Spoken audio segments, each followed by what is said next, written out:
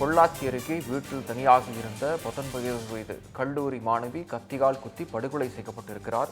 குறித்த மேலும் விரிவான விவரங்களை வழங்குவதற்காக இணைகிறார் எமது செய்தியாளர் சுரேஷ். விவரங்களை வழங்கலாம். வணக்கம் விக்னேஷ். பொள்ளாச்சி வடுகபாளையம் பொன்முத்து நகர் பகுதியைச் சேர்ந்தவர் கண்ணன். இவரது மகள் அஸ்விகா. இவர் கோவையில் உள்ள தனியார் கல்லூரியில் 2ஆம் ஆண்டு பட்டப்படிப்பு படித்து வந்தார். இன்று வழக்கம் போல தாய் தந்தை இருவரும் பணிக்கு சென்றிருந்த நிலையில் தனியாக வீட்டில் இருந்த அஸ்விதா உடலில் கத்தி குத்து காயங்களோடு ரத்த வெள்ளத்தில் கிடந்திருக்கிறார். அவரை அக்கம் பக்கத்தினர் மீட்டு பொள்ளாச்சி மாவட்ட அரசு தலைமை மருத்துவமனைக்கு அழைத்து சென்று போயிருக்காங்க.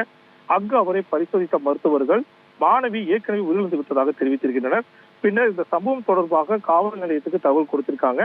சம்பவ இடத்திற்கு வந்த காவல்துறையினர் உதவி கண்காணிப்பாளர் சிஸ்டிங் தலைமையிலான போலீசார் ஆய்வுகளை மேற்கொண்டு வராங்க. குறிப்பாக மாணவியுடைய செல்போனில் கடந்த 2 நாட்களாக யார் யாருக்கு அழைப்பு விடுத்திருக்கிறார் என்ற ஆய்வுகளை மேற்கொள்ளும் பொருட்டு அவர்களுடைய செல்போன் எண்களை பரிசோதிக்கும் பணியும் சென்று கொண்டிருக்கிறது. அதே போல யாராவது அந்த வீட்டிற்கு இந்த சம்பவம் நடப்பதற்கு முன்பாக வந்தார்களா, அதுக்கு பின்பு அங்கேதான் உலா வருகிறார்கள் என்பது குறித்தெல்லாம் அந்த பகுதியில் ஏதேனும் கண்காணிப்பு கேமராக்கள் வீடுகளில் உள்ளனவா என்ற ஆய்வுகளையும் மேற்கொண்டு வராங்க. விக்னேஷ்,